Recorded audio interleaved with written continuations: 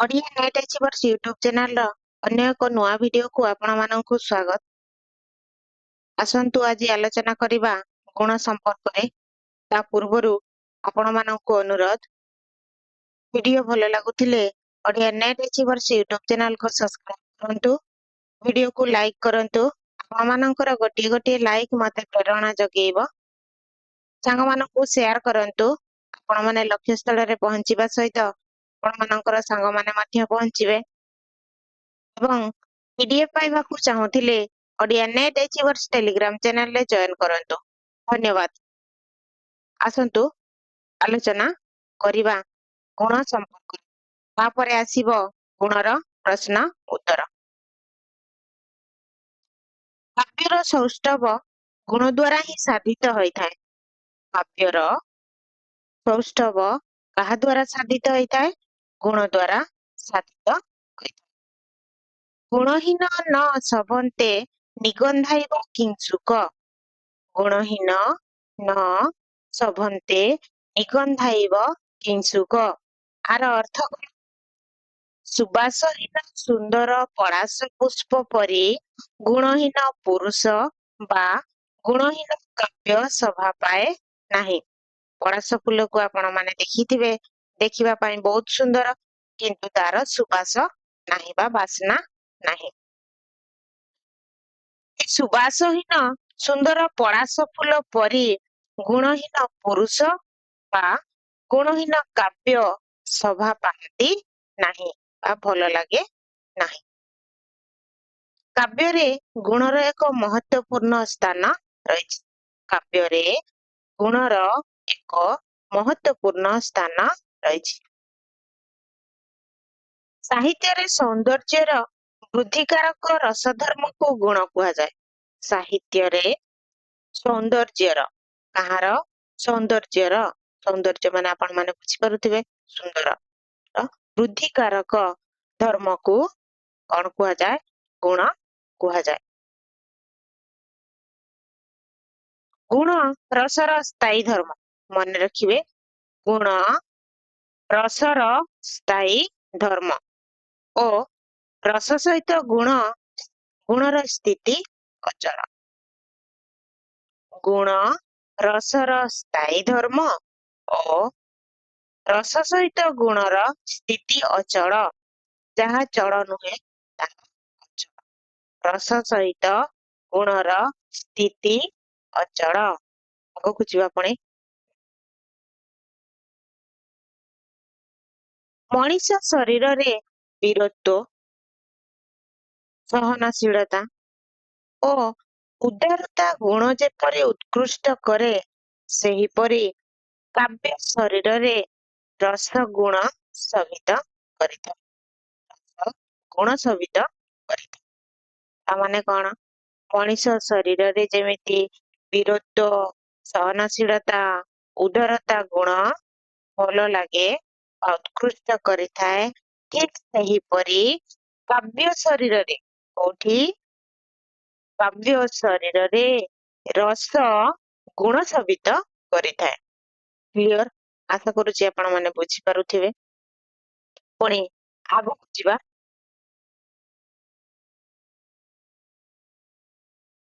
ଅଗ୍ନି ପୁରାଣରେ କୁହାଯାଇଛି, କୋଉଠି କୁହାଯାଇଛି? ଅଗ୍ନି ପୁରାଣରେ କୁହାଯାଇଛି। ଗୁଣ ସମ୍ପର୍କରେ କଣ କୁହାଯାଇଛି? ପପୁଷ୍ୟ ଲଳିତେ ସ୍ତ୍ରୀଣାହାର ପରାୟତେ ଇବ। ପପୁଷ୍ୟ ଲଳିତେ ସ୍ତ୍ରୀଣାହାର ଭରାୟତେ ଇବ। ଅର୍ଥାତ୍ ନିସର୍ଗ ସୌନ୍ଦର୍ଯ୍ୟବିହୀନ ସ୍ତ୍ରୀ ଲୋକର ଶରୀରରେ ଅଳଙ୍କାର ବୋଝ ପରି ଦେଖାଗଲା ପରି ଗୁଣବିହୀନ କାବ୍ୟରେ ଥିବା ଅଳଙ୍କାରଟି ମଧ୍ୟ ଶୋଭା ପାଏ ନାହିଁ। ତାର ଅର୍ଥ କଣ? ସୌନ୍ଦର୍ଯ୍ୟ ବିହୀନ ଯୋଉ ସ୍ତ୍ରୀ ଲୋକମାନେ ସୁନ୍ଦର ଦେଖାଯାଆନ୍ତି ନାହିଁ, ସୌନ୍ଦର୍ଯ୍ୟ ବିହୀନ ସ୍ତ୍ରୀ ଲୋକର ଶରୀରରେ ଅଳଙ୍କାର ବା ଜୁଏଲେରୀ ବୋଝ ପରି ଦେଖାଗଲା ପରି ଗୁଣବିହୀନ କାବ୍ୟ, ଗୁଣବିହୀନ କାବ୍ୟରେ ଥିବା ଅଳଙ୍କାର ମଧ୍ୟ ଶୋଭା ପାଏ। କ୍ଲିୟର? ଆଶା କରୁଛି ଆପଣ ମାନେ ବୁଝିପାରୁଥିବେ। ସୌନ୍ଦର୍ଯ୍ୟ ନଥିବା ସ୍ତ୍ରୀ ଲୋକର ଶରୀରରେ ଅଳଙ୍କାର ବା ଜ୍ୱେଲେରୀ ଯେମିତି ବୋଝ ପରି ଦେଖାଯାଏ, ଠିକ୍ ସେହିପରି ଗୁଣବିହୀନ କାବ୍ୟରେ, ଗୁଣ ନଥିବା କାବ୍ୟରେ ଅଳଙ୍କାର ମଧ୍ୟ ସୁନ୍ଦର ଲାଗେ ନାହିଁ ବା ଶୋଭା ପାଏ ନାହିଁ। କ୍ଲିୟର? ଆଶା କରୁଛି ଆପଣ ମାନେ ବୁଝିପାରୁଥିବେ। ଆଗକୁ ଯିବା। ଭରତ ମୁନି ଗୁଣ ସମ୍ପର୍କରେ କଣ କହୁଛନ୍ତି? ଭରତ ମୁନି ଗୁଣର ସଂଜ୍ଞା ଦେବାକୁ ଯାଇ କଣ କହୁଛନ୍ତି ଦେଖିବା। ଗୁଣ ବିପର୍ଯ୍ୟୟ ମାଧୁର୍ଯ୍ୟ ଦାର୍ଯ୍ୟ ଲକ୍ଷଣ ଏତଏବ ବିପର୍ଯ୍ୟସ୍ତା ଗୁଣା କାବ୍ୟେଷୁ କୀର୍ତ୍ତିତା। ମାଧୁର୍ଯ୍ୟ ଔଦାର୍ଯ୍ୟ ଗୁଣ ହେଉଛି ଦଶର ବିପରୀତ। ମନେ ରଖିବେ, ମାଧୁର୍ଯ୍ୟ ଆଉ ଔଦାର୍ଯ୍ୟ ଗୁଣ ହେଉଛି ଦଶର ବିପରୀତ। କଣ ବିପରୀତ? ଦଶର ବିପରୀତ ଯେ କଣ? ମାଧୁର୍ଯ୍ୟ ଆଉ ଔଦାର୍ଯ୍ୟ ଗୁଣ। କାବ୍ୟରେ, କୋଉଠି? କାବ୍ୟରେ ଶ୍ରୁତି କଟୁ, ତାହା ଭଲ ଶୁଣାଯାଏ ନାହିଁ। ଶ୍ରୁତି କଟୁ ପ୍ରଭୃତି ଦୋଷ ନଥିଲେ ସେଠାରେ ଗୁଣ ଆପେ ଆପେ ଆସିଥାଏ। ମାନେ କଣ? ଯୋଉ କାବ୍ୟଟି ଶୁଣିବାକୁ ଭଲ ନ ଲାଗିବା ଦୋଷ ନଥାଏ, ସେଠାରେ ଗୁଣ ଆପେ ଆପେ ଆସିଥାଏ। କ୍ଲିୟର? ଆପଣ ମାନେ ବୁଝିପାରୁଥିବେ। ପୁଣି ଥରେ କହୁଛି, କାବ୍ୟରେ ଶ୍ରୁତି କଟୁ ପ୍ରଭୃତି ଯଦି ଦୋଷ ନଥିବ, ତେବେ ସେଠାରେ ଗୁଣ ଆପେ ଆପେ ଆସିଥାଏ। ତେଣୁ ଶ୍ରୁତି କଟୁ ପ୍ରଭୃତି ଦୋଷର ଅଭାବ ହିଁ ଗୁଣ ନାମରେ ଗଠିତ ହୋଇଥାଏ। ଶ୍ରୁତି କଟୁ ଦୋଷର ଅଭାବ ହିଁ ଗୁଣ ନାମରେ ଗଠିତ ହୋଇଥାଏ। କହୁଛନ୍ତି ତ। ପୁଣି ଆଗକୁ ଯିବା। ଆଚାର୍ଯ୍ୟ ଦଣ୍ଡି କଣ କହୁଛନ୍ତି? ଆଚାର୍ଯ୍ୟ ଦଣ୍ଡି, ଅଳଙ୍କାର ହେଉଛି କାବ୍ୟର ଏକମାତ୍ର ଶୋଭା ବର୍ଦ୍ଧନକାରୀ ଧର୍ମ ଏବଂ ଉପମା ରୂପକ ପରି ଗୁଣ ମଧ୍ୟ ଏକ ଅଳଙ୍କାର। ଆଚାର୍ଯ୍ୟ ଦଣ୍ଡି କଣ କହୁଛନ୍ତି? ଅଳଙ୍କାର ହେଉଛି କାବ୍ୟର, କାହାର? କାବ୍ୟର ଏକମାତ୍ର ଶୋଭା ବର୍ଦ୍ଧନକାରୀ ଧର୍ମ। ଅଳଙ୍କାର ହେଉଛି କାବ୍ୟର ଶୋଭା ବର୍ଦ୍ଧନକାରୀ ଧର୍ମ ଏବଂ ଉପମା ରୂପକ ମଧ୍ୟ ଗୋଟିଏ ଗୋଟିଏ ଅଳଙ୍କାର। ହଁ କି ନାହିଁ? ହଁ। ଉପମା ରୂପକ ପରି ଗୁଣ ମଧ୍ୟ ଅଳଙ୍କାର। ଆଚାର୍ଯ୍ୟ ଦଣ୍ଡି କହୁଛନ୍ତି, ଅଳଙ୍କାର ହେଉଛି କାବ୍ୟର ଶୋଭା ବର୍ଦ୍ଧନକାରୀ ଏକମାତ୍ର ଧର୍ମ। ତେଣୁ ରୂପକ ଏବଂ ଉପମା ଅଳଙ୍କାର ପରି ଗୁଣ ମଧ୍ୟ ଗୋଟିଏ ଅଳଙ୍କାର। କ୍ଲିୟର? ଆଗକୁ ଯିବା। ଅଳଙ୍କାର ଓ ଗୁଣକୁ ଅଭେଦ ରୂପରେ କଳ୍ପନା କରିଥିବାରୁ ତାଙ୍କ ମତରେ ଅଳଙ୍କାର ପରି ଗୁଣ ମଧ୍ୟ ଅସଂଖ୍ୟ। ତାମାନେ କଣ? ଆଚାର୍ଯ୍ୟ ଦଣ୍ଡି କଣ କହୁଛନ୍ତି? ଏଇ ଅଳଙ୍କାର ଓ ଗୁଣକୁ ଅଭେଦ, ମାନେ ଅଳଙ୍କାର ଆଉ ଗୁଣ ମଧ୍ୟରେ କୌଣସି ଭେଦଭାବ ନାହିଁ। ତେଣୁ ସେ ଅଳଙ୍କାର ପରି ଗୁଣ ମଧ୍ୟ ଅସଂଖ୍ୟ କହୁଛନ୍ତି। ଅଳଙ୍କାର ଯେପରି ଅସଂଖ୍ୟ, ଗୁଣ ମଧ୍ୟ ଠିକ ସେହିପରି ଅସଂଖ୍ୟ, ଏ କଥା କହୁଛନ୍ତି ଆଚାର୍ଯ୍ୟ ଦଣ୍ଡି। ତେଣୁ ସେ ଅଳଙ୍କାର ଓ ଗୁଣକୁ ଏକ ଏବଂ ଅଭିନ୍ନ ବୋଲି କହିଛନ୍ତି। ଆଚାର୍ଯ୍ୟ ଦଣ୍ଡି ଅଳଙ୍କାର ଓ ଗୁଣକୁ ଏକ ଏବଂ ଅଭିନ୍ନ ବୋଲି କହିଛନ୍ତି। ଅର୍ଥାତ୍ ଦଣ୍ଡି ଅଳଙ୍କାର ଓ ଗୁଣ ମଧ୍ୟରେ କୌଣସି ପ୍ରଭେଦ ଦେଖି ନାହାନ୍ତି। ଅଳଙ୍କାର ଯାହା ଗୁଣ ମଧ୍ୟ ତାହା ବୋଲି କହୁଛନ୍ତି। କ୍ଲିୟର? ପୁଣି ଆଗକୁ ଯିବା। ଅଳଙ୍କାର କାବ୍ୟର ଶ୍ରୀବୃଦ୍ଧି କରିବାରେ ସହାୟକ ହୋଇଥିବା ବେଳେ ଗୁଣ କାବ୍ୟର ଶୋଭାବର୍ଦ୍ଧନ କରିଥାଏ। ପୁଣି କହୁଛନ୍ତି କଣ? ଅଳଙ୍କାର କାବ୍ୟର ସୌନ୍ଦର୍ଯ୍ୟ ବୃଦ୍ଧି କରିବାରେ ସହାୟକ ହୋଇଥାଏ ଏବଂ ଗୁଣ କାବ୍ୟର ଶୋଭାବର୍ଦ୍ଧନ କରିଥାଏ ଏବଂ ଗୁଣ କାବ୍ୟର ଶୋଭାବର୍ଦ୍ଧନ କରିଥାଏ। କ୍ଲିୟର? ଆଗକୁ ଯିବା। ଆଚାର୍ଯ୍ୟ ବାମନ ପୁଣି କଣ କହୁଛନ୍ତି? ଅଳଙ୍କାର କାବ୍ୟରେ ସଭା ସମ୍ପାଦନ କରିଲା ପରି ଗୁଣ ମଧ୍ୟ କାବ୍ୟରେ ସଭା ସମ୍ପାଦନ କରେ। ଆଚାର୍ଯ୍ୟ ବାମନ କହୁଛନ୍ତି ଅଳଙ୍କାର କାବ୍ୟରେ ସଭା ସମ୍ପାଦନ କରିଲା ପରି ଗୁଣ ମଧ୍ୟ କାବ୍ୟରେ ସଭା ବଢେଇଥାଏ ବା ସମ୍ପାଦନ କରିଥାଏ। ନିତ୍ୟ ଓ ଅନିତ୍ୟ ଦୁଇଟି ପଦ ଦ୍ୱାରା ସେ ଗୁଣ ଓ ଅଳଙ୍କାର ମଧ୍ୟରେ ପାର୍ଥକ୍ୟ ପ୍ରଦର୍ଶନ କରିଛନ୍ତି। ନିତ୍ୟ ଓ ଅନିତ୍ୟ এই ଦୁଇଟି ପଦ ଦ୍ୱାରା ଆଚାର୍ଯ୍ୟ ବାମନ ଗୁଣ ଓ ଅଳଙ୍କାର ମଧ୍ୟରେ ପାର୍ଥକ୍ୟ ପ୍ରଦର୍ଶନ କରିଛନ୍ତି। କ୍ଲିୟର? ତାଙ୍କ ମତରେ ମାଧୁର୍ଯ୍ୟ ପ୍ରସାଦ ଆଦି ଗୁଣ କାବ୍ୟ ସଭା ବିଧାୟକ ନିତ୍ୟ ଧର୍ମ।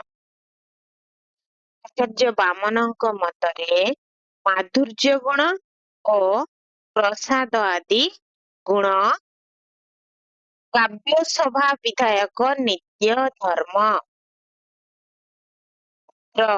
ଉପମାଦି ଅଳଙ୍କାର କାବ୍ୟର ଉତ୍କର୍ଷ ବିଧାୟକ ଅନିତ୍ୟ ଧର୍ମ। କ୍ଲିୟର? ତାମାନେ କଣ? ଦେଖିବା।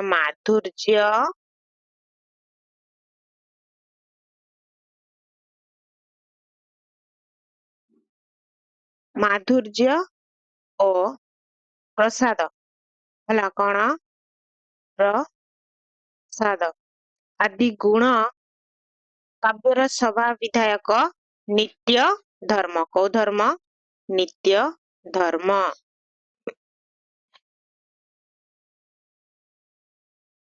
ନିତ୍ୟ ଧର୍ମ।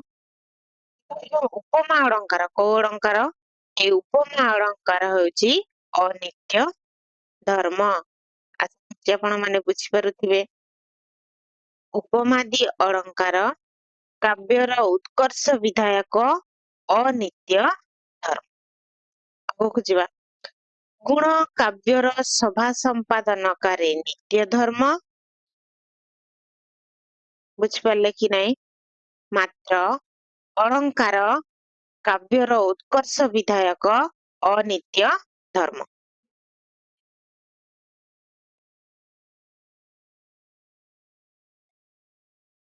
ଗୁଣ କାବ୍ୟର ସଭା ସମ୍ପାଦନକାରୀ ନିତ୍ୟ ଧର୍ମ। ମନେ ରଖିଲେ ତ? ଗୁଣ କାବ୍ୟର ସଭା ସମ୍ପାଦନକାରୀ ନିତ୍ୟ ଧର୍ମ। ମାତ୍ର ଅଳଙ୍କାର କାବ୍ୟର ଉତ୍କର୍ଷ ବିଧାୟକ ଅନିତ୍ୟ ଧର୍ମ। ଏହା ହେଉଛି ଗୁଣ ଏବଂ ଅଳଙ୍କାର ମଧ୍ୟରେ ଥିବା ଛୋଟ ପାର୍ଥକ୍ୟ ବା ସୂକ୍ଷ୍ମ ପାର୍ଥକ୍ୟ। ଗୁଣ ହେଉଛି ନିତ୍ୟ ଧର୍ମ, ସଭା ସମ୍ପାଦନକାରୀ ନିତ୍ୟ ଧର୍ମ ହୋଇଥିବା ବେଳେ ଅଳଙ୍କାର ହେଉଛି କାବ୍ୟର ଉତ୍କର୍ଷ ବିଧାୟକ ଅନିତ୍ୟ ଧର୍ମ। କ୍ଲିୟର? ଆଶା କରୁଛି ଆପଣ ମାନେ ବୁଝିପାରୁଥିବେ। ପୁଣି ଆଗକୁ ଯିବା। ଅର୍ଥାତ୍ ବାମନ ରୀତି ଓ ଗୁଣକୁ ଏକ ତଥା ଅଭିନ୍ନ ଅର୍ଥରେ ଗ୍ରହଣ କରିଛନ୍ତି। ଅର୍ଥାତ୍ ଆଚାର୍ଯ୍ୟ ବାମନ ରୀତି ଓ ଗୁଣକୁ ଏକ ତଥା ଅଭିନ୍ନ ଅର୍ଥରେ ଗ୍ରହଣ କରିଛନ୍ତି। କ୍ଲିୟର? ଆଗକୁ ଯିବା। ପୁଣି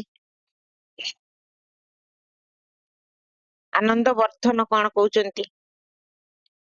ଆନନ୍ଦ ବର୍ଦ୍ଧନ ଓ ଅଭିନବ ଗୁପ୍ତ ଆଚାର୍ଯ୍ୟ ବାମନଙ୍କ ମତକୁ ସ୍ୱୀକାର କରି ନାହାନ୍ତି। ଆଚାର୍ଯ୍ୟ ବାମନଙ୍କର ମତ କଣ ଥିଲା? ବାମନ ରୀତି ଓ ଗୁଣକୁ ଏକ ତଥା ଅଭିନ୍ନ ଅର୍ଥରେ ଗ୍ରହଣ କରିଛନ୍ତି। ଆନନ୍ଦ ବର୍ଦ୍ଧନ ଓ ଅଭିନବ ଗୁପ୍ତ କିନ୍ତୁ ଆଚାର୍ଯ୍ୟ ବାମନଙ୍କର ଏହି ମତକୁ ସ୍ୱୀକାର କରନ୍ତି ନାହିଁ। କ୍ଲିୟର।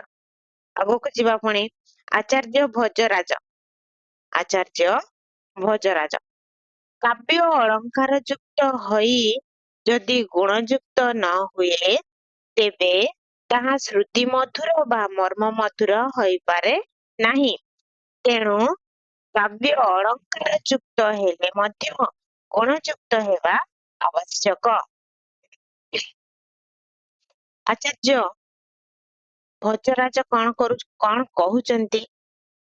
କାବ୍ୟଟି କଣ କାବ୍ୟଟି ଅଳଙ୍କାର ଯୁକ୍ତ ହୋଇ ଯଦି ଗୁଣ ଯୁକ୍ତ ନ ହୁଏ ତେବେ ସେ କାବ୍ୟଟି ଶ୍ରୁତି ମଧୁର ବା ମର୍ମ ମଧୁର ହୋଇପାରେ ନାହିଁ। କ୍ଲିୟର। ତେଣୁ କାବ୍ୟଟି ବା କାବ୍ୟ ଅଳଙ୍କାର ଯୁକ୍ତ ହେଲେ ମଧ୍ୟ ଗୁଣ ଯୁକ୍ତ ହେବା ନିହାତି ଆବଶ୍ୟକ। ଏକଥା କହୁଛନ୍ତି ଆଚାର୍ଯ୍ୟ ଭୋଜରାଜ। କ୍ଲିୟର। ପୁଣି ଆଗକୁ ଯିବା ଆଚାର୍ଯ୍ୟ ମମ୍ମଟ କଣ କହୁଛନ୍ତି? ଆଚାର୍ଯ୍ୟ ମମ୍ମଟ ଗୁଣକୁ ରସର ଅଚଳ ବା ସ୍ଥିର ଧର୍ମ ରୂପେ ନିର୍ଣ୍ଣୟ କରିଛନ୍ତି। ଆଚାର୍ଯ୍ୟ ମମ୍ମଟ ଗୁଣକୁ ରସର ଅଚଳ ଯାହା ଚଳ ନୁହେଁ ଅଚଳ ବା ସ୍ଥିର ଧର୍ମ ରୂପେ ନିର୍ଣ୍ଣୟ କରିଛନ୍ତି। ଆପଣ ମାନଙ୍କର ମନେ ରହିଥିବ ନିହାତି। ଆଚାର୍ଯ୍ୟ ମମ୍ମଟ ଗୁଣକୁ ରସର ଅଚଳ ବା ସ୍ଥିର ଧର୍ମ ରୂପେ ନିର୍ଣ୍ଣୟ କରିଛନ୍ତି। କ୍ଲିୟର। ଆଗକୁ ଯିବା ପୁଣି ବିଶ୍ୱନାଥ କବିରାଜ କଣ କହୁଛନ୍ତି? ଗୁଣ ସମ୍ପର୍କରେ ମତ ଦେଇ ବିଶ୍ୱନାଥ କବିରାଜ କହୁଛନ୍ତି ସ୍ଥିରତେ ସତି ରସାଦୀନାଂ ମାସାଦୁତକର୍ଷ ଜନକ ଧର୍ମତ୍ୱ ଗୁଣତ୍ୱ। ଅର୍ଥ କଣ ଏହାର? ରସାଦୀର ସ୍ଥିର ଏବଂ ସାକ୍ଷାତ ସମ୍ବନ୍ଧାନ୍ୱିତ ଉତ୍କର୍ଷ ବିଧାୟକ ଧର୍ମ ହେଉଛି ଗୁଣ। ରସ ଆଦିର ସ୍ଥିର ଏବଂ ସାକ୍ଷାତ ସମ୍ବନ୍ଧାନ୍ୱିତ ଉତ୍କର୍ଷ ବିଧାୟକ ଧର୍ମ ହେଉଛି ଗୁଣ। ପୁଣି ଆଗକୁ ଯିବା ଅଭିନବ ଗୁପ୍ତଙ୍କ ମତରେ ଗୁଣ ହେଉଛି ଚିତ୍ତର ଏକ ଅବସ୍ଥା ବିଶେଷ, ମନର ଏକ ଅବସ୍ଥା ବିଶେଷ।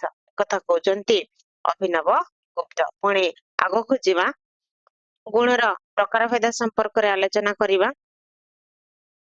ଗୁଣର ପ୍ରକାର ଭେଦ। ପ୍ରଥମେ ନାଟ୍ୟାଚାର୍ଯ୍ୟ ଭରତ ମୁନି ନାଟ୍ୟଶାସ୍ତ୍ର ଗ୍ରନ୍ଥରେ 10ଟି କାବ୍ୟ ଗୁଣକୁ ସ୍ୱୀକାର କରିଛନ୍ତି। ନାଟ୍ୟାଚାର୍ଯ୍ୟ ଭରତ ମୁନି ନାଟ୍ୟଶାସ୍ତ୍ର ଗ୍ରନ୍ଥରେ କେତୋଟି କାବ୍ୟ ଗୁଣକୁ ସ୍ୱୀକାର କରିଛନ୍ତି? 10ଟି କାବ୍ୟ ଗୁଣକୁ ସ୍ୱୀକାର କରିଛନ୍ତି। ତଥା ଶ୍ଳେଷ ପ୍ରସାଦ ସମତା ସମାଧି ମାଧୁର୍ଯ୍ୟ ମଜ ପଦ ସୌକୁମାର୍ଯ୍ୟ। ଏଠି ବୋଧେ ଅଜନା କଣ ଅଜାବେ ହଉ। ଅର୍ଥସ୍ୟ ଚ ବ୍ୟକ୍ତିରୁଦାରତା ଚ କାନ୍ତିଶ୍ଚ କାବ୍ୟସ୍ୟ ଗୁଣ ବୈଶିଷ୍ଟ୍ୟ। ଏହା ନାଟ୍ୟଶାସ୍ତ୍ର ଗ୍ରନ୍ଥର ତା ମାନେ କଣ? ଶ୍ଳେଷ ପ୍ରସାଦ ସମତା ସମାଧି ମାଧୁର୍ଯ୍ୟ ଅଜ କୁମାରତା ଅର୍ଥବ୍ୟକ୍ତି ଉଦାରତା ଓ କାନ୍ତି ପ୍ରଭୃତି କାବ୍ୟର 10ଟି ଗୁଣକୁ ସେ ସ୍ୱୀକାର କରିଛନ୍ତି। ଆଗକୁ ଯିବା ଆଚାର୍ଯ୍ୟ ମମ୍ମଟ ଓ ବିଶ୍ୱନାଥ କବିରାଜ କିନ୍ତୁ ଏହି ଭରତଙ୍କର 10ଟି କାବ୍ୟ ଗୁଣକୁ ଅସ୍ୱୀକାର କରିଛନ୍ତି। କ୍ଲିୟର। ଭରତ ମୁନି 10ଟି କାବ୍ୟ ଗୁଣକୁ ସ୍ୱୀକାର କରିଛନ୍ତି କିନ୍ତୁ ଆଚାର୍ଯ୍ୟ ମମ୍ମଟ ଓ ବିଶ୍ୱନାଥ କବିରାଜ ଭରତ ମୁନିଙ୍କର ଏହି 10ଟି କାବ୍ୟ ଗୁଣକୁ ଅସ୍ୱୀକାର କରିଛନ୍ତି। କ୍ଲିୟର। ଆଗକୁ ଯିବା ଆଚାର୍ଯ୍ୟ ଦଣ୍ଡୀ ଓ ବାମନ। ଆଚାର୍ଯ୍ୟ ଦଣ୍ଡୀ ଓ ବାମନ ଭରତଙ୍କ ଗୁଣର ପ୍ରକାର ଭେଦକୁ ଗ୍ରହଣ କରିଛନ୍ତି ଏବଂ 10ଟି ଗୁଣ ବୋଲି ସ୍ୱୀକାର କରୁଛନ୍ତି। ଆଚାର୍ଯ୍ୟ ମମ୍ମଟ ଓ ବିଶ୍ୱନାଥ କବିରାଜ ଭରତଙ୍କର 10ଟି ଗୁଣକୁ ଅସ୍ୱୀକାର କରିଥିବା ବେଳେ ଆଚାର୍ଯ୍ୟ ଦଣ୍ଡୀ ଓ ଆଚାର୍ଯ୍ୟ ବାମନ ଭରତଙ୍କ ଗୁଣର ପ୍ରକାର ଭେଦକୁ ସ୍ୱୀକାର କରିଛନ୍ତି। କ୍ଲିୟର? ପୁଣି ଆଗକୁ ଯିବା। ଆଚାର୍ଯ୍ୟ ଭାମହଙ୍କ ମତରେ ଗୁଣ 3 ପ୍ରକାର। ଆଚାର୍ଯ୍ୟ ଭାମହଙ୍କ ମତରେ ଗୁଣ କେତେ ପ୍ରକାର? 3 ପ୍ରକାର। କଣ କଣ? ମାଧୁର୍ଯ୍ୟ, ଅଜ, ପ୍ରସାଦ। ପୁଣି ଆଗକୁ ଯିବା। ଅଗ୍ନି ପୁରାଣରେ ମଧ୍ୟ 10ଟି ଗୁଣର ନାମ ଉଲ୍ଲେଖ ରହିଛି। କେତୋଟି ଗୁଣ? ଅଗ୍ନି ପୁରାଣରେ ମଧ୍ୟ 10 ଗୁଣର ନାମ ଉଲ୍ଲେଖ ରହିଛି। ଆଗକୁ ଯିବା। ଆଚାର୍ଯ୍ୟ ବାମନଙ୍କ ମତରେ ଗୁଣ ହିଁ କାବ୍ୟର ସଭା ସମ୍ପାଦନକାରୀ ଧର୍ମ, ଅଳଙ୍କାର ନୁହେଁ। ତାହେଲେ ଆଚାର୍ଯ୍ୟ ବାମନ କଣ କହୁଛନ୍ତି? ଗୁଣ ହିଁ କାବ୍ୟର ସଭା ସମ୍ପାଦନକାରୀ ଧର୍ମ, ଅଳଙ୍କାର ନୁହେଁ। କଥା କହୁଛନ୍ତି ଆଚାର୍ଯ୍ୟ ବାମନ। ଆଚାର୍ଯ୍ୟ ବାମନ ପ୍ରଥମେ ସେ ଗୁଣକୁ 2 ଭାଗରେ ବିଭକ୍ତ କରିଛନ୍ତି। କେତେ ଭାଗରେ ବିଭକ୍ତ କରିଛନ୍ତି? 2 ଭାଗରେ। କଣ କଣ? ଶବ୍ଦ ଗୁଣ ଓ ଅର୍ଥ ଗୁଣ। ଏହିପରି ଭାବେ 2 ଭାଗରେ ବିଭକ୍ତ କରିଛନ୍ତି। ତାପରେ ଉଭୟ ଶବ୍ଦ ଗୁଣ ମଧ୍ୟ 10ଟି, ଶବ୍ଦ ଗୁଣ କେତୋଟି? 10ଟି ଏବଂ ଅର୍ଥ ଗୁଣ ମଧ୍ୟ 10ଟି। ସମୁଦାୟ ତାହେଲେ କେତୋଟି ଗୁଣ? 20ଟି ଗୁଣକୁ ମାନି ନେଇଛନ୍ତି ଆଚାର୍ଯ୍ୟ ବାମନ। କ୍ଲିୟର? ବୁଝିପାରୁଥିବେ। ପ୍ରଥମେ ସେ ଗୁଣକୁ 2 ଭାଗରେ ବିଭକ୍ତ କରୁଛନ୍ତି। ଗୋଟିଏ ହେଲା ଶବ୍ଦ ଗୁଣ ଆଉ ଗୋଟିଏ ହେଲା ଅର୍ଥ ଗୁଣ। এই ଶବ୍ଦ ଗୁଣ ମଧ୍ୟ 10ଟି, ପୁଣି ଅର୍ଥ ଗୁଣ ମଧ୍ୟ 10ଟି। ସମୁଦାୟ 20ଟି ଗୁଣକୁ ଆଚାର୍ଯ୍ୟ ବାମନ ସ୍ୱୀକାର କରୁଛନ୍ତି। କ୍ଲିୟର? ଆଶା କରୁଛି ଆପଣ ମାନେ ବୁଝିପାରୁଥିବେ। ପୁଣି ଆଗକୁ ଯିବା।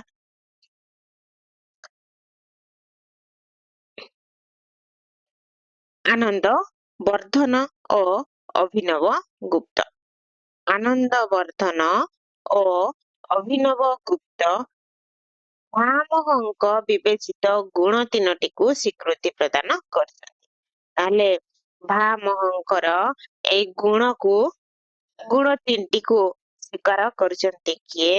ଆନନ୍ଦ ବର୍ଦ୍ଧନ ଓ ଅଭିନବ ଗୁପ୍ତ ମଧ୍ୟ ସ୍ୱୀକାର କରୁଛନ୍ତି।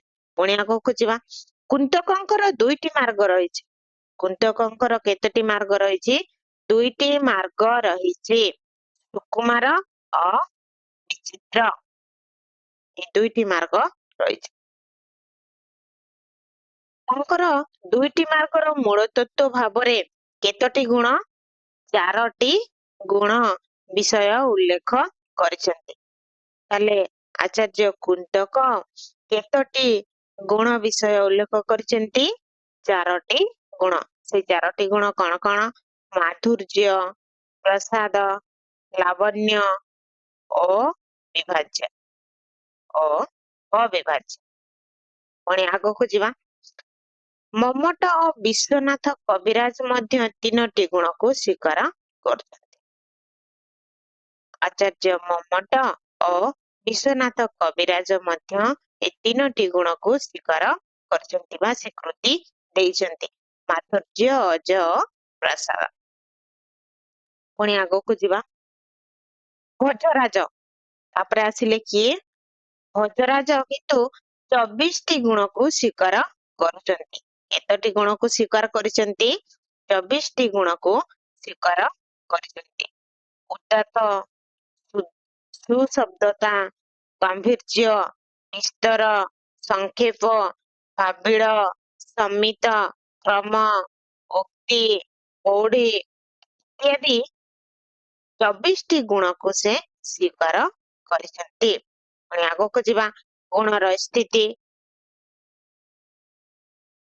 ଦେଖିବା। ଗୁଣର ଏ ଯୋଉ ଶୃଙ୍ଗାର, କରୁଣ ଓ ଶାନ୍ତରସ କୋଉ ଗୁଣରେ ଥାଏ? ମାଧୁର୍ଯ୍ୟ ଗୁଣ। କି ଆପଣ ମାନଙ୍କୁ ମନେ ରଖିବାକୁ ହେବ। ଶୃଙ୍ଗାର, କରୁଣ ଓ ଶାନ୍ତରସରେ ମାଧୁର୍ଯ୍ୟ ଗୁଣ ଚିତ୍ତକୁ ଦ୍ରବୀଭୂତ କରେ। ଫଳରେ ଶୃଙ୍ଗାର, କରୁଣ ଅଶାନ୍ତ ରସର ଉଦ୍ଭବ ହୁଏ। ଆପଣମାନଙ୍କୁ ଏମିତି ମନେ ରଖିବାକୁ ପଡିବ। ଶୃଙ୍ଗାର, କରୁଣ, ଶାନ୍ତ ରସରେ କୋଉ ଗୁଣ? ମାଧୁର୍ଯ୍ୟ ଗୁଣ। କ୍ଲିୟର? ତାପରେ ଆସିଲା ବିଭତ୍ସ, ବୀର, ରୌଦ୍ର ରସରେ ଅଜଗୁଣ। କୋଉ ଗୁଣ? ଅଜଗୁଣ। ବୀର, ବିଭତ୍ସ, ରୌଦ୍ର ରସରେ ଅଜଗୁଣ। ପୁଣି ଆଗକୁ ଯିବା। କିନ୍ତୁ ଏଇ ପ୍ରସାଦ ଗୁଣ ସକଳ ରସର ଆଧାର। ମନେ ରଖିବେ କୋଉ ଗୁଣ? ସକଳ ରସର ଆଧାର। ପ୍ରସାଦ ଗୁଣ ସକଳ ରସର ଆଧାର। ପୁଣି ଆଗକୁ ଯିବା ଟିକେ। ରସ ଉତ୍କର୍ଷର ହେତୁ ସ୍ୱରୂପ ସ୍ଥାୟୀ ଧର୍ମକୁ ଗୁଣ କୁହାଯାଏ। ରସ ଉତ୍କର୍ଷର କାରଣ ସ୍ୱରୂପ ସ୍ଥାୟୀ ଧର୍ମକୁ ଗୁଣ କୁହାଯାଏ। କ୍ଲିୟର? ରସ ଉତ୍କର୍ଷ ହେଉଥିବା ମାନେ ସୃଷ୍ଟି କରୁଥିବା, ଉତ୍କର୍ଷ ବୃଦ୍ଧି କରୁଥିବା। ରସ ଉତ୍କର୍ଷର ହେତୁ ବା କାରଣ ସ୍ୱରୂପ ସ୍ଥାୟୀ ଧର୍ମକୁ ଗୁଣ କୁହାଯାଏ। ଗୁଣର ବିପରୀତ ହେଉଛି ଦୋଷ। ତାହା କାବ୍ୟର ନାସ୍ତିବାଚକ ସ୍ଥିତି। ଗୁଣର ବିପରୀତ ହେଉଛି ଦୋଷ, ତାହା କାବ୍ୟର ନାସ୍ତିବାଚକ ସ୍ଥିତି। କ୍ଲିୟର? ପୁଣି ଆଗକୁ ଯିବା। ଗୁଣର ପ୍ରକାର ଭେଦ ସମ୍ପର୍କରେ ଆଲୋଚନା କରିବା। ମୁଖ୍ୟ 3ଟି ଗୁଣକୁ ଆମେ ଆଲୋଚନା କରିବା। ତାପରେ ଆଉ ବାକି ଯେତିକି ରହିବ ସେଗୁଡିକୁ ମଧ୍ୟ ଆଲୋଚନା କରିବା। କିନ୍ତୁ ପ୍ରଥମେ ଆମେ 3ଟି ମୁଖ୍ୟ ଗୁଣକୁ ଆଲୋଚନା କରିବା। ମାଧୁର୍ଯ୍ୟ, ଅଜ ଓ ପ୍ରସାଦ। ମାଧୁର୍ଯ୍ୟ ଗୁଣ କାହାକୁ କୁହାଯାଏ? ମାଧୁର୍ଯ୍ୟ ଗୁଣ ବିଶ୍ୱନାଥ କବିରାଜ ମାଧୁର୍ଯ୍ୟ ଗୁଣ ସମ୍ପର୍କରେ ମତ ବ୍ୟକ୍ତ କରି ଲେଖିଛନ୍ତି। କିଏ? ବିଶ୍ୱନାଥ କବିରାଜ ମାଧୁର୍ଯ୍ୟ ଗୁଣ ସମ୍ପର୍କରେ ମତ ବ୍ୟକ୍ତ କରି ଲେଖିଛନ୍ତି। ଚିତ୍ତଦ୍ରବୀ ଭାବ ମୟଲାଦ୍ୟ ମାଧୁର୍ଯ୍ୟ ମୁଚ୍ୟତେ। ତାର ଅର୍ଥ କଣ?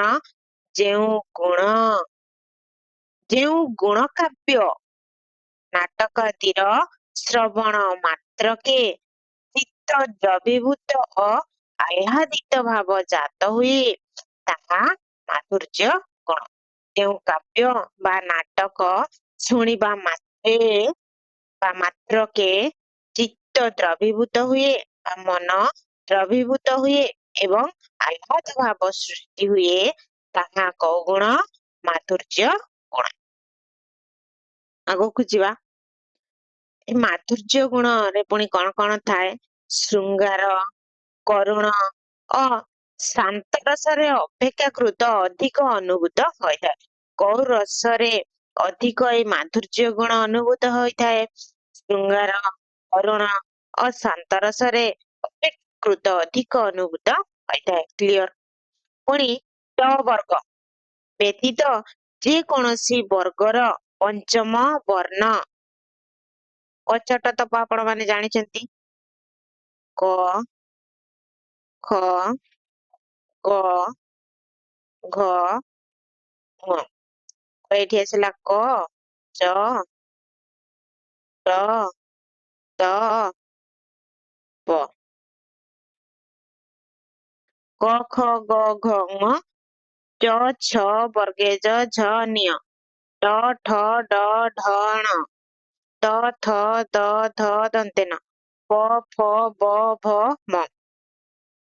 ଏଇଟା ଯୋଉ ଟ ବର୍ଗ। କୋଉ ବର୍ଗ? ଟ ବର୍ଗ ବ୍ୟତୀତ ଯେକୌଣସି ବର୍ଗର ପଞ୍ଚମ ବର୍ଣ୍ଣ ମାନେ ଏଇଗୁଡା ङ, ନିୟ, ଣ, ମ। ଏଇଟା ପଞ୍ଚମ ବର୍ଣ୍ଣ। ତେବେ ସେହି ବର୍ଗର ପ୍ରଥମ, ଦ୍ୱିତୀୟ, ତୃତୀୟ ଓ ଚତୁର୍ଥ ବର୍ଣ୍ଣ ସଙ୍ଗେ ମିଳିତ ହୁଅନ୍ତି। ତାମାନେ ଏଇ ଟା ଆ ସଙ୍ଗେ ମିଳିତ ହେଲେ କଣ ହବ? ରେଙ୍କ। ତାପରେ ଏଇଠି କଣ ହବ? ଅଞ୍ଚ ହବ। ତାପରେ ଇଏ ଅଣ୍ଟ ହବ। ଇଏ ଅନ୍ତ, ଏ ଅମ୍ଫ ହବ। ପଞ୍ଚମ ବର୍ଣ୍ଣଟି ଯଦି ପ ସହିତ ମିଶିବ, ପ୍ରଥମ ବର୍ଣ୍ଣ ସହିତ, ଦ୍ୱିତୀୟ ବର୍ଣ୍ଣ ସହିତ, तापरे एटा को देखतु उटा क सहित मिसिले कौन हम मुहरेंक ख सहित मिसिले मुहरेंख क सहित मिसिले मुहरेंग ख सहित मिसिले मुहरे ख क्लियर तेणु ए जो ट वर्ग व्यतीत एई ट वर्ग व्यतीत जे कौनसी वर्गर पंचम वर्ण होची एटा पंचम वर्ण जेबे सेही वर्गर प्रथम द्वितीय तृतीय और चतुर्थ वर्ण संगे संयुक्त हेले माधुर्य गुण प्रकाश पाए क्लियर ए ट वर्ग छाड़ी दियंतो ए ट वर्ग व्यतीत माने ट वर्ग छाड़िकी आउ जेतिकी भी अछि ए भितरु पंचम वर्णटी यदि प्रथम वर्ण द्वितीय वर्ण तृतीय एवं चतुर्थ वर्ण सहित संयुक्त हेले को गुण प्रकाश पाए माधुर्य गुण प्रकाश पाए क्लियर पुणी आगो को जिबा अल्प प्रयत्न रे उच्चारित र अल्प र अल्प प्रयत्न रे उच्चारित र ଓ ମୂର୍ଧେଣ ମଧ୍ୟ ମାଧୁର୍ଯ୍ୟ ଗୁଣର ବ୍ୟଞ୍ଜକ ବର୍ଣ୍ଣ ରଖିବାକୁ ପଡିବ ଆପଣ ମାନଙ୍କୁ ପୁଣି ଆଗକୁ ଯିବା ସମାସହୀନ ମାନେ ସମାସ ନଥିବ ବିଲକୁଲ ନାହିଁ କିମ୍ବା ଅଳ୍ପ ସମାସ ଯୁକ୍ତ ମାଧୁର୍ଯ୍ୟ ବର୍ଣ୍ଣନା ମଧୁର ବର୍ଣ୍ଣନାକୁ ମାଧୁର୍ଯ୍ୟ ଗୁଣ ପ୍ରକାଶ କରିଥାଏ କ୍ଲିୟର ତାକୁ ନିହାତି ମନେ ରଖିବେ ସମାସ ବିହୀନ ବା ଅଳ୍ପ ସମାସ ଯୁକ୍ତ ମଧୁର ବର୍ଣ୍ଣନା ମାଧୁର୍ଯ୍ୟ ଗୁଣର ପ୍ରକାଶକ କ୍ଲିୟର ପୁଣି ଶବ୍ଦ ଓ ଅର୍ଥଗତ ଭେଦରେ ମାଧୁର୍ଯ୍ୟ ଗୁଣକୁ ଦୁଇ ଭାଗରେ ବିଭକ୍ତ କରାଯାଇଛି କଣ କଣ ଶବ୍ଦ ମାଧୁର୍ଯ୍ୟ ଓ ଅର୍ଥ ମାଧୁର୍ଯ୍ୟ କ୍ଲିୟର ଆଶା କରୁଛି ଆପଣ ମାନେ ମାଧୁର୍ଯ୍ୟ ଗୁଣକୁ ବୁଝିପାରୁଥିବେ ପୁଣି ଆଗକୁ ଯିବା ଅଜଗୁଣ କୋଉ ଗୁଣ ଅଜ ଗୁଣ ଅଜ ଚିତ୍ତସ୍ୟ ବିସ୍ତାର ରୂପଂ ଦୀପ୍ତତ୍ୱ ମଚ୍ୟତେ ସାହିତ୍ୟ ଦର୍ପଣରୁ ଆସିଥିବା ପଂକ୍ତିଟିଏ ତାର ଅର୍ଥ କଣ ପୁଣି ଆଗକୁ ଯିବା ଚିତ୍ତକୁ ଉତ୍ତେଜିତ କରିପାରୁଥିବା ଗୁଣକୁ ଅଜଗୁଣ କୁହାଯାଏ ଚିତ୍ତ ମାନେ ମନ ମନକୁ ଉତ୍ତେଜିତ କରିପାରୁଥିବା ଗୁଣକୁ ଅଜଗୁଣ କୁହାଯାଏ ଅଥବା ଦୀର୍ଘ ବାକ୍ୟକୁ ଅଳ୍ପାକ୍ଷର କରିବାକୁ ଅଜଗୁଣ କୁହାଯାଏ ଆଗକୁ ଯିବା କୌଣସି ବର୍ଗର ପ୍ରଥମ ବର୍ଣ୍ଣ ସହିତ ସେହି ବର୍ଗର ଦ୍ୱିତୀୟ ବର୍ଣ୍ଣ ତୃତୀୟ ବର୍ଣ୍ଣ ଓ ଚତୁର୍ଥ ବର୍ଣ୍ଣ ମିଳିତ ହେଲେ କୋଉ ଗୁଣ ପ୍ରକାଶ ପାଏ ଅଜଗୁଣ ପ୍ରକାଶିତ ହୁଏ ବର୍ଗର କ ख ग घ ङ କୌଣସି ବର୍ଗର ପ୍ରଥମ ବର୍ଣ୍ଣ ସେହି ବର୍ଗର ଦ୍ୱିତୀୟ ତୃତୀୟ ଓ ଚତୁର୍ଥ ବର୍ଣ୍ଣ ସହିତ ମିଳିତ ହେଲେ କୋଉ ଗୁଣ ପ୍ରକାଶ ପାଏ ଅଜଗୁଣ ପ୍ରକାଶିତ ହୁଏ ବା ପ୍ରକାଶ ପାଏ ରେଫ ସଂଯୁକ୍ତ ଅକ୍ଷର ଓ ର ଫଳାଯୁକ୍ତ ବର୍ଣ୍ଣ ଥିଲେ ଆଉ କୋଉ ଅକ୍ଷର ଥିବେ ରେଫ ଯୁକ୍ତ ଅକ୍ଷର ଥିବ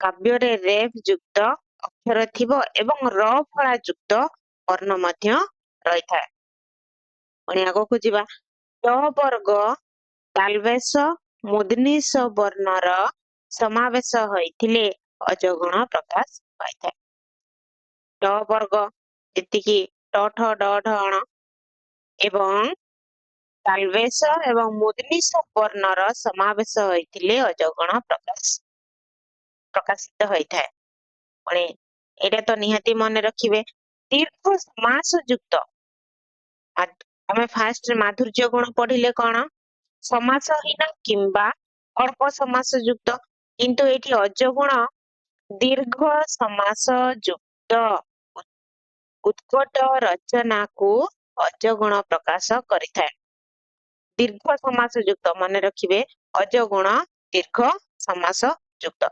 ଉଦାହରଣ ଦେଖିବା ଏଇଠି ର ବି ଲାଗିଛି ରେଫ ବି ଲାଗିଛି ପୁଣି ଅଣ୍ଟ ଅଣ୍ଟ ସବୁ ଲାଗିଛି। ଦେଖନ୍ତୁ ଲାଗିଛି କି ନାହିଁ। ଶାର୍ଦୁଳ ସେବିତ ପ୍ରାଂଶୁ ତୃଣ ବର୍ଣ୍ଣା କୂଳ ପୌଣ୍ଡ୍ର ଦେଶୁ ଆସୁଅଛି ବାର୍ଯ୍ୟ ଦୁର୍ଗବାସୀ ବାରିଛି ଧାରିଣୀ ମହାଯାତ୍ରା କାବ୍ୟର। ତାମାନେ ଏଇଟା କୋଉ ଗୁଣ ଅଜ ଗୁଣ।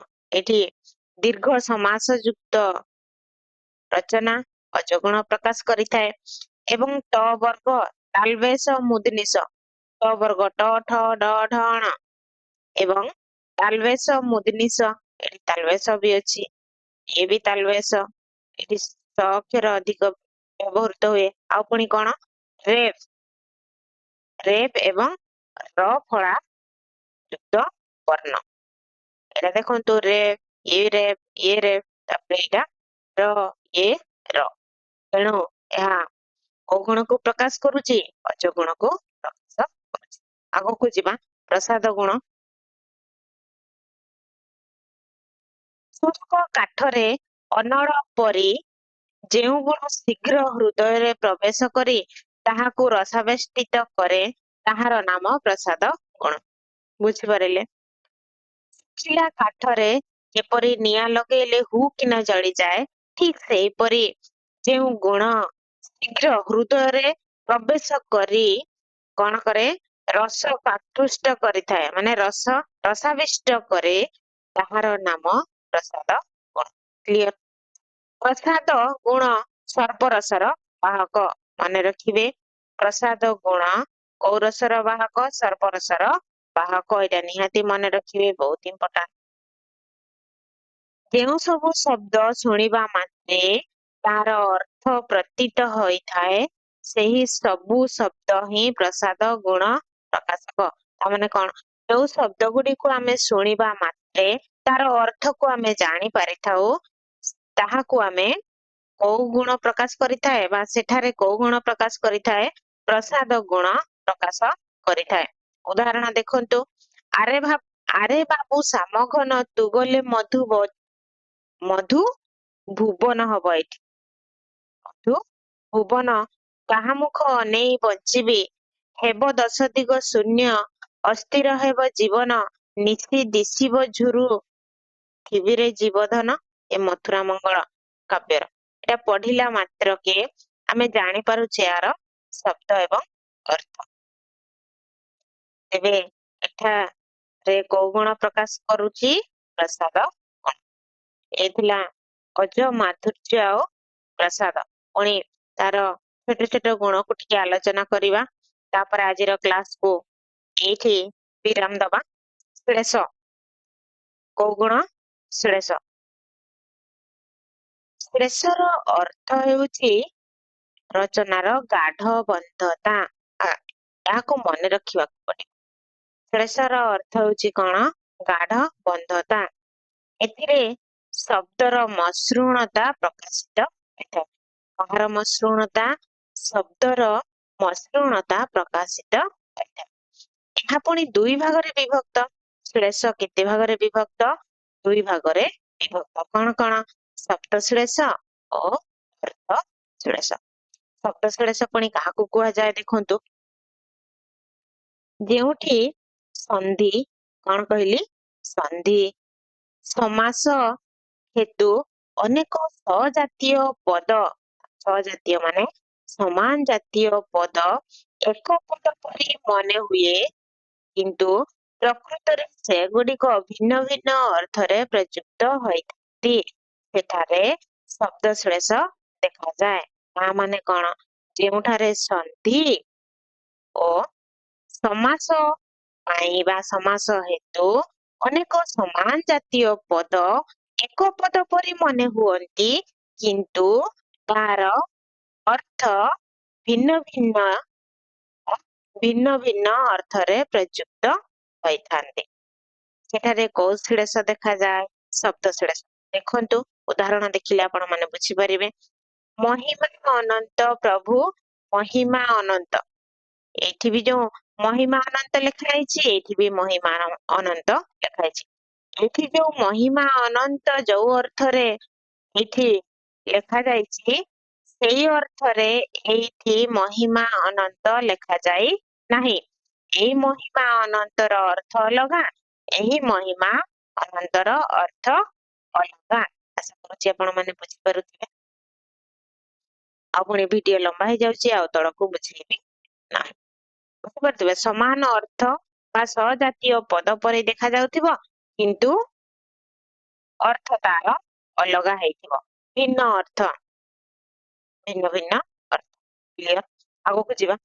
ପୁଣି ଅର୍ଥ ଯେଉଁଠି ଅର୍ଥ ଅସମ୍ଭବ ପରି ମନେ ହେଲେ ମଧ୍ୟ ଯୁକ୍ତି ଦ୍ୱାରା ସମ୍ଭାବ୍ୟମାନ ଅର୍ଥ ପ୍ରତିପାଦନ କରିଥାଏ ସେଠାରେ ଅର୍ଥଶ୍ଳେଷ ଦେଖାଯାଏ।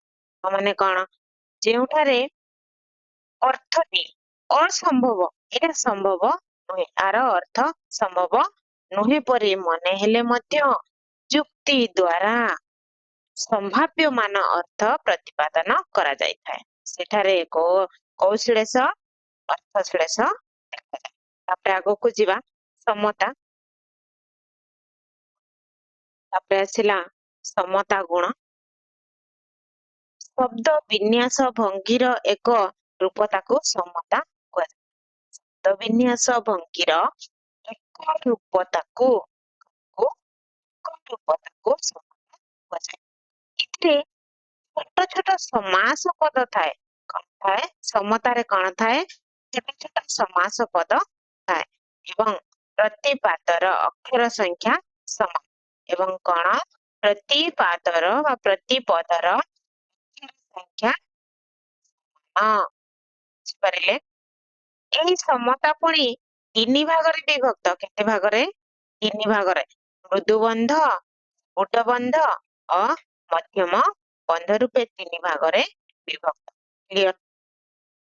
ତାହେଲେ ଆମେ ମୃଦୁବନ୍ଧ ଦେଖିବା। ମୃଦୁବନ୍ଧ କଣ? ଏଥିରେ ପ୍ରାଣ ବର୍ଣ୍ଣର ପ୍ରୟୋଗ ଦେଖାଯାଏ। କୋଉ ବର୍ଣ୍ଣର ପ୍ରୟୋଗ ଦେଖାଯାଏ? ମୃଦୁବନ୍ଧରେ ପ୍ରାଣ ବର୍ଣ୍ଣର ପ୍ରୟୋଗ ଦେଖାଯାଏ। ଉତ୍କଳ, କମଳା, ବିଳାସ, ଦୀର୍ଘିକା, ମରାଳ, ମାଳିନୀ, ନୀଳାଙ୍କୁ ଶ୍ରୀଲେଖ। କ୍ଲିୟର? ଆଗକୁ ଯିବା। ସ୍ଫୁଟ ବନ୍ଧରେ କଣ ହୁଏ? ସ୍ଫୁଟ ବନ୍ଧ ଏଥିରେ କଷ୍ଟ ଉଚ୍ଚାରିତ ଶବ୍ଦର ପ୍ରୟୋଗ ଦେଖାଯାଏ। ସ୍ଫୁଟ ବନ୍ଧରେ କଣ ହୁଏ?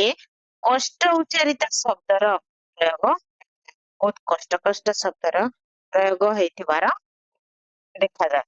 ଚାଲନ୍ତୁ ଦେଖିବା। କେତେ ରମ୍ଭାଉ ରୁପଣୀ ଅଛନ୍ତି, ଐରାବତ ଗଡାଗଡି ଦିଅନ୍ତି, କେତେ ଚିତ୍ରରଥ ଗନ୍ଧର୍ବଚୟ, ଅଳପ ଧନେ ହେଉଛନ୍ତି କ୍ରୟ। ହେଲା, ସ୍ଫୁଟ ବନ୍ଧ। ପୁଣି ଆଗକୁ ଯିବା ମଧ୍ୟବନ୍ଧ। ମଧ୍ୟବନ୍ଧ ଏଥିରେ ଉପଯୁକ୍ତ ଏଥିରେ ଉପରୋକ୍ତ ଦୁଇଟି, ତା ମାନେ କଣ? ସ୍ଫୁଟ ବନ୍ଧ ଆଉ ଗୋଟେ କଣ ଆମେ ଦେଖିଥିଲେ? ମୃଦୁ ବନ୍ଧ। ନା ହଁ, ଏ ମୃଦୁ ବନ୍ଧ ଆଉ ସ୍ଫୁଟ ବନ୍ଧ, ଏଥିରେ ଦୁଇ ପ୍ରକାର ବନ୍ଧର ପ୍ରୟୋଗ ଦେଖାଯାଏ। କୋଉଠି? ମଧ୍ୟ ବନ୍ଧରେ। ପୁଣି ଆଗକୁ ଯିବା ସମାଧି। ସମାଧି ସମ୍ପର୍କରେ ଆଲୋଚନା କରିବା। ସମାଧି ଗୁଣ। ଗୋଟିଏ ବସ୍ତୁର ଧର୍ମ କହିଲେ ଗୋଟିଏ ବସ୍ତୁର ଯୋଉ ଧର୍ମ ଅନ୍ୟ ବସ୍ତୁ ଉପରେ ଆରୋପ କରାଗଲେ, ଗୋଟିଏ ବସ୍ତୁର ଧର୍ମ ଅନ୍ୟ ଗୋଟିଏ ବସ୍ତୁ ଉପରେ ଯଦି ଆରୋପ କରାଯାଏ ତାହାକୁ କଣ କୁହାଯାଏ? ସମାଧି କୁହାଯାଏ। ଗୋଟିଏ ବସ୍ତୁର ଧର୍ମକୁ ଯଦି ଆମେ ଆଉ ଗୋଟିଏ ବସ୍ତୁ ଉପରେ ଆରୋପ କରିବା ତେବେ ସେଠାରେ କଣ ହୁଏ? ସମାଧି ହୁଏ। ଯେପରି ନେତ୍ରର ସ୍ୱାଭାବିକ ଧର୍ମ ଉନ୍ମୀଳନ ଓ ନିମୀଳନ, ତାମାନେ ଯେମିତି ଆଖିର ସାଧାରଣ ଧର୍ମ କଣ? ଆଖି ବନ୍ଦ କରିବା ଏବଂ ଫିଟେଇବା। ନିମୀଳନକୁ କୁମୁଦ ଉପରେ ଆରୋପ କରିବା ପ୍ରଭୃତି ସମାଧି ଗୁଣ। ଯେମିତି ଆଖିର ସ୍ୱାଭାବିକ ଧର୍ମ ହେଉଛି ଉନ୍ମିଳନ ଏବଂ ନିମିଳନକୁ କୁମୁଦ କୁମୁଦ ମାନେ କିଏ? କଇଁ। କୁମୁଦ ଉପରେ ଆରୋପ କରିବା ପ୍ରଭୃତି ହେଉଛି କଣ? ସମାଧି ଗୁଣ। ମାନେ ଆଖିର ସ୍ୱାଭାବିକ ଧର୍ମକୁ କୁମୁଦ ଉପରେ ଆରୋପ କରାଯାଉଛି। ତେଣୁ ଶବ୍ଦ ଛଟାର ଉତ୍ଥାନ ପତନ ଶବ୍ଦ ଛଟାର ଉତ୍ଥାନ ପତନ ତଥା ଆରୋହ ଅବରୋହ ଦ୍ୱାରା ହୃଦୟ ଅପୂର୍ବ ଆହ୍ଲାଦ ବା ଆନନ୍ଦାପ୍ଲୁତ ହୋଇଥାଏ। ଯଥା ଦେଖନ୍ତୁ, ଅର୍ଦ୍ଧେନ୍ଦୁ ଲଲାଟେ ସିନ୍ଦୁର ବିନ୍ଦୁ ରମଣୀ ଆଖି ନୁହଁଇ ସିନ୍ଦୁରେ ରହିଛି ସ୍ମର ହୃଦୟ ଲାଖି। ଚନ୍ଦ୍ରଭାଗା କାବ୍ୟର ରାଧାନାଥ ରାୟଙ୍କର ଅର୍ଦ୍ଧେନ୍ଦୁ ଲଲାଟେ ସିନ୍ଦୁର ବିନ୍ଦୁ ରମଣୀ ଆଖି ନୁହଁଇ ସିନ୍ଦୁରେ ରହିଛି ସ୍ମର। ପୁଣି ଆଗକୁ ଯିବା। ଅର୍ଥ ବ୍ୟକ୍ତି। ଯେଉଁଠି ଅର୍ଥ ସ୍ପଷ୍ଟ ଭାବରେ ପ୍ରତୀତ ହୁଏ, ଅଭିଧାନର ଆବଶ୍ୟକ ପଡେ ନାହିଁ ବା ଡିକ୍ସନାରୀର ଆବଶ୍ୟକ ହୁଏ ନାହିଁ, ସେଠାରେ ଅର୍ଥ ବ୍ୟକ୍ତି ଗୁଣ ଦେଖାଯାଏ। କ୍ଲିୟର? ଯେଉଁଠାରେ ଅର୍ଥ ସ୍ପଷ୍ଟ ଭାବରେ ପ୍ରତୀତ ହୁଏ, ଡିକ୍ସନାରୀ ବା ଅଭିଧାନର ଆବଶ୍ୟକ ହୁଏ ନାହିଁ, ସେଠାରେ ଅର୍ଥ ବ୍ୟକ୍ତି ଗୁଣ ଦେଖାଯାଏ। ଯଥା ଦେଖନ୍ତୁ, ଆସ ଆସ ପାରା ଜଡ଼ିକ ମୋର ଦୁଆରେ ବସ, ଖାଇବାକୁ ଦେବି ତୁମକୁ ମୁଁ ଯେ ନଡ଼ିଆ ରସ। କ୍ଲିୟର? ପୁଣି ଆଗକୁ ଯିବା। ଔଦାର୍ଯ୍ୟ ବା ଉଦାରତା। ଯେଉଁଠି ଶବ୍ଦ ଗୁଡ଼ିକ ଉଚ୍ଚାରଣ କରିବା ବେଳେ କଣ୍ଠ କୋଉଠି କଣ୍ଠ ଓ ହୃଦୟରେ ସ୍ପନ୍ଦନ ସୃଷ୍ଟି କରନ୍ତି, ସେଠାରେ ଔଦାର୍ଯ୍ୟ ଗୁଣ ଦେଖାଯାଏ।